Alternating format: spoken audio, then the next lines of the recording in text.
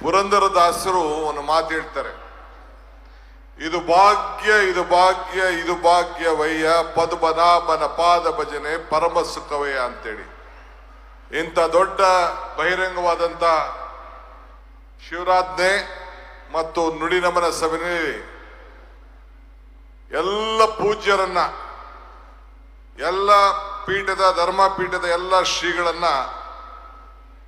ಪೂಜ್ಯ ಜಗದ್ಗುರುಗಳನ್ನ ಸಮ್ಮುಖದಲ್ಲಿ ಎಲ್ಲ ಹಿರಿಯ ನಾಯಕರುಗಳು, ನಮ್ಮ ರಾಜ್ಯದ ಎಲ್ಲ ಮಾಜಿ ಮುಖ್ಯಮಂತ್ರಿಗಳು ಎಷ್ಟು ಜನ ಇದ್ದಾರೆ ಅಷ್ಟು ಜನ ಕೂಡ ಬಂದಿದ್ದಾರೆ, ಎಲ್ಲ ಹಿರಿಯ ನಾಯಕರುಗಳು ಬಂದಿದ್ದಾರೆ. ಇಂಥ ಒಂದು ಭವ್ಯ ಸಭೆಯಲ್ಲಿ ಪಾಲ್ಗೊಂಡು ನಿಮ್ಮನ್ನೆಲ್ಲ ಉದ್ದೇಶಿಸಿ ಮಾತನಾಡುವಂತ ಒಂದು ಭಾಗ್ಯ ಸಿಗ್ತಲ್ಲ, ಇದು ನನ್ನ ಭಾಗ್ಯ ನನ್ನ ಭಾಗ್ಯ ನನ್ನ ಭಾಗ್ಯ ಅಂತೇಳಿ ಭಾವಿಸ್ಕೊಂಡಿದ್ದೇನೆ. ಶರಣರ ಗುಣವನ್ನ ಮರಣದಲ್ಲಿ ಕಾಣಬೇಕು ಅಂತ ಹೇಳಿ ಹಿರಿಯರು ಹೇಳ್ತಾರೆ. ಶರಣಿಗೆ ಮರಣವೇ ಮಹಾನಮನ ಎನ್ನುವನ್ನು ಕೂಡ ನಾವು ಕೇಳಿದ್ದೇವೆ. ಮನುಷ್ಯನ ಬದುಕು ಶಾಶ್ವತವಾದದ್ದಲ್ಲ,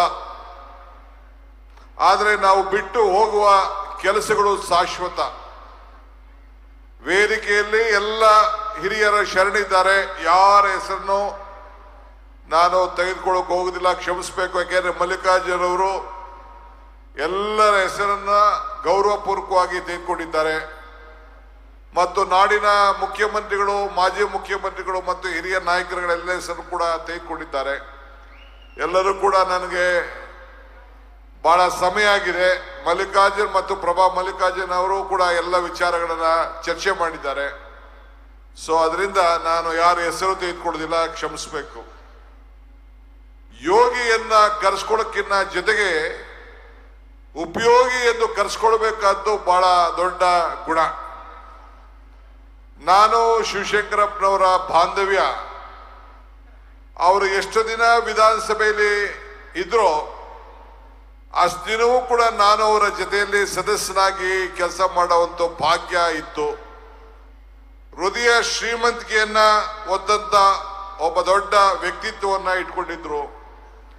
ಶ್ರೀಮಂತಿಕೆ ಜೊತೆಯಲ್ಲಿ ಹೃದಯ ಶ್ರೀಮಂತಿಕೆಯನ್ನು ಕೂಡ ಇಟ್ಕೊಂಡಿದ್ದನ್ನ ನಾವೆಲ್ಲ ಗಮನಿಸ್ಕೊಂಡಿದ್ದೇವೆ. ಒಬ್ಬ ವ್ಯಕ್ತಿಯಿಂದ ಎಷ್ಟು ಜನ ಇದ್ದಾರೆ ಅನ್ನೋಕ್ಕಿಂತ ಮುಖ್ಯವಾಗಿ ಅವರ ಬದುಕಿದಾಗ ಎಷ್ಟು ಜನರಿಗೆ ಅವರ ಬದುಕನ್ನ ಬದಲಾವಣೆ ಮಾಡಿದ್ದಾರೆ ಅನ್ನೋದು ಬಹಳ ಮುಖ್ಯ. ಅದಕ್ಕೆ ಸಾವನೂರು ಶಿವಶಂಕರಪ್ಪನವರೇ ಒಂದು ದೊಡ್ಡ ಸಾಕ್ಷಿ ಗುಡ್ಡೆಯಾಗಿ ಇವತ್ತು ನಮ್ಮ ಜೊತೆ ಅವರ ಸತ್ರು ಕೂಡ ಅವರ ಆದರ್ಶಗಳು ಬದುಕಿದಿವೆ ಅನ್ನೋದಕ್ಕೆ ನಿಮ್ಮ ಅಪಾರ ಜನಸಮೂಹವೇ ಸಾಕ್ಷಿ ಅಂತೇಳಿ ನಾನು ಭಾವಿಸ್ಕೊಂಡಿದ್ದೇನೆ. ಮರಣ ಅತ್ಯಂತ, ಆದರೆ ಜೀವನ ಕೂಡ ಮತ್ತೊಮ್ಮೆ ಅಧ್ಯಾಯ ಒಂದು ಪ್ರಾರಂಭ ಆಗಿದೆ. ನಾನು ಯಾವಾಗಲೂ ಒಂದು ಮಾತು ಹೇಳ್ತೀನಿ, ಮನುಷ್ಯನ ಹುಟ್ಟು ಆಕಸ್ಮಿಕವಾದ್ದು, ಸಾವು ಅನಿವಾರ್ಯ, ಜನನ ಉಚಿತ, ಮರಣ ಖಚಿತ ಅಂತೇಳಿ. ಈ ಹುಟ್ಟು ಸಾವಿನ ಮಧ್ಯದಲ್ಲಿ ಏನ್ ಮಾಡ್ತೀವಿ ಅಂತ ಬಹಳ ಮುಖ್ಯ.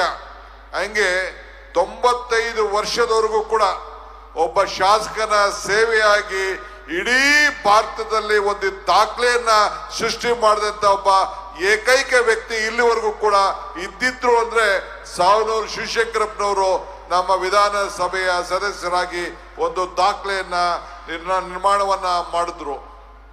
ನಾನು ನಮ್ಮ ಮಲ್ಲಿಕಾರ್ಜುನ್ ಮತ್ತು ಪ್ರಭಾ ಅವರಿಬ್ರು ಕೂಡ ಹೇಳಿದ್ರು, ಕೋವಿಡ್ ಸಂದರ್ಭದಲ್ಲಿ ನನ್ನನ್ನ ಕೂಡ ಕರೆಸಿ ಆ ಉದ್ಘಾಟನಾ ಕಾರ್ಯಕ್ರಮದಲ್ಲಿ ಸುಮಾರು 16 ಕೋಟಿ ರೂಪಾಯಿ ಹಣವನ್ನ ಕೊಟ್ಟು ಇಡೀ ದಾವಣಗೆರೆಯ ಎಲ್ಲರೂ ಕೂಡ ಪ್ರತಿಯೊಬ್ಬರಿಗೂ ಕೂಡ ಆ ಕೋವಿಡ್ ಲಸಿಕೆಯನ್ನ ಕೊಟ್ಟು ಆರೋಗ್ಯವನ್ನ ಕಾಪಾಡಿದಂತ ಒಂದು ದೊಡ್ಡ ಇತಿಹಾಸ. ಇಡೀ ಭಾರತದಲ್ಲಿ ಯಾರು ಕೂಡ ಅಂತ ದೊಡ್ಡ ಒಂದು ತೀರ್ಮಾನವನ್ನ ತೆಗೆದುಕೊಳ್ಳಿಲ್ಲ. ಅಂತ ಕೆಲಸವನ್ನ ನಮ್ಮ ಹಿರಿಯರಾದಂಥ ಆತ್ಮೀಯರಾದಂಥ ಶ್ರೀ ಶಾವನೂರು ಶಿವಶಂಕರಪ್ಪನವರು ಮಾಡಿದ್ರು.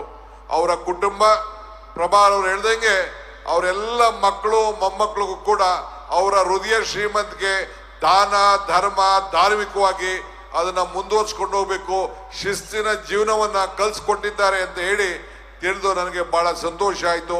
ಬಹುಶಃ ಅವರ ದಾರಿಯನ್ನ ಯಾವಾಗಲೂ ಕೂಡ ಅವರ ಸರಳತೆಯನ್ನ, ಸೇವೆಯನ್ನ ಮುಂದುವರ್ಸ್ಕೊಂಡು ಹೋಗ್ತಾರೆ ಅನ್ನೋದು ಅಪಾರವಾದಂತಹ ವಿಶ್ವಾಸವನ್ನ ನಮ್ಗೆ ನಂಬಿಕೆ ಇದೆ.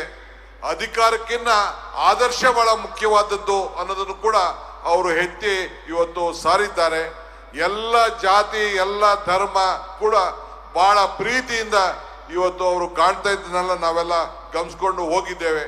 ಇವತ್ತು ಎಲ್ಲ ಶ್ರೀಗಳು ಇವತ್ತು ಬಂದಿದ್ದಾರೆ, ಪಂಚಪೀಠ ಶ್ರೀಗಳು ಬಂದಿದ್ದಾರೆ, ವಿವಿಧ ಮೂಲೆಯಿಂದ ಕೂಡ ಎಲ್ಲ ಕಡೆ ರಾಜ್ಯದ ಎಲ್ಲ ಜಾತಿ ಎಲ್ಲ ಧರ್ಮದ ಶ್ರೀಗಳು ಕೂಡ ಬಂದು ಇವತ್ತು ಆಶೀರ್ವಾದನ ಮಾಡಲಿಕ್ಕೆ ಅವರ ಆಚಾರ ವಿಚಾರಗಳನ್ನ ಗಮನದಲ್ಲಿ ಇಟ್ಕೊಂಡು ನಮನಗಳನ್ನು ಸಲ್ಲಿಸಲಿಕ್ಕೆ ಇವತ್ತು ಬಂದಿದ್ದಾರೆ. ಇದರಲ್ಲೇ ಅರ್ಥ ಆಗ್ತದೆ ಅವರ ಹೃದಯವಂತಿಕೆ, ರಾಜಕಾರಣದಲ್ಲಿ ಅವ್ರು ಮಾಡ್ತಿದ್ದಂಥ ಸೇವೆ, ಅವರ ಆದರ್ಶಗಳು ಎಷ್ಟು ಶಾಶ್ವತವಾಗಿ ಇವತ್ತು ಬದುಕಿದೆ ಅನ್ನೋದಕ್ಕೆ ಸಾವನೂರು ಶಿವಶಂಕರಪ್ಪರವರಲ್ಲಿ ಶ್ರೀಮಂತಿಕೆ ಜೊತೆಯಲ್ಲಿ ಹೃದಯ ಶ್ರೀಮಂತಿಕೆ ಸಾಕ್ಷಿ ಅನ್ನೋದನ್ನ ನನಗೆ ಹೇಳಲಿಕ್ಕೆ ಬಯಸ್ತೇನೆ. ನಾನು ಜಾಸ್ತಿ ಮಾತಾಡ್ತಿಲ್ಲ, ಅರ್ಥ ಇಲ್ಲ. ಇವತ್ತು ತಾವೆಲ್ಲ ಕೂಡ ಇಷ್ಟು ದೊಡ್ಡ ಸಂಖ್ಯೆಯಲ್ಲಿ ಬಂದು ಅವರ ಕೊನೆಯ ನುಡಿ ನಮನಗಳು ಮತ್ತು ಅವರ ಆದರ್ಶ ಬದುಕಿನಲ್ಲಿ ಒಂದು ಶಾಶ್ವತವಾಗಿ ಉಳ್ಕೊಳ್ಳಿಕ್ಕೆ ತಾವೆಲ್ಲ ಒಂದು ಶಕ್ತಿಯನ್ನು ತುಂಬಿದ್ದೀರಿ, ಅವ್ರ ಜೊತೆಲಿ ಇದ್ದೀರಿ. ಅವರೆಲ್ಲ ಕುಟುಂಬದವ್ರಿಗೆ, ಅವ್ರು ನೊಂದಂತ ಎಲ್ಲ ಅನ್ಯಾಯಿಗಳಿಗೆ, ಅವರ ಜೊತೆಲಿದ್ದಂಥವ್ರಿಗೆ ಅವರೊಬ್ಬರೇ ಒಂದು ಸಾಧನೆ ಮಾಡಿದ್ದಾರೆ ಅಂತ ಹೇಳೋದಕ್ಕೆ ಅವರ ಜೊತೆಯಲ್ಲಿ ನೂರಾರು ಜನ ಅವರ ಕುಟುಂಬದವರ ಸದಸ್ಯರು ಮತ್ತು ಅವರ ಅನ್ಯಾಯಿಗಳು ಅವರ ಬದುಕಿನಲ್ಲಿ ಅವರ ಸಂಸ್ಥೆಯವರು ಎಲ್ಲರೂ ಕೂಡ ವಿದ್ಯಾ ಕ್ಷೇತ್ರದಲ್ಲಿ, ಧಾರ್ಮಿಕ ಕ್ಷೇತ್ರದಲ್ಲಿ ಮತ್ತು ವ್ಯಾಪಾರ ಕ್ಷೇತ್ರದಲ್ಲಿ ಬಹಳ ಉತ್ತಮವಾಗಿ ಮತ್ತು ರಾಜಕೀಯ ಕ್ಷೇತ್ರದಲ್ಲಿ ಬಹಳ ಬದುಕಿನಲ್ಲಿ ಒಂದು ಶ್ರೇಷ್ಠವಾದಂಥ ಸೇವೆಯನ್ನು ಮಾಡ್ಕೊಂಡು ಬಂದಿದ್ದಾರೆ.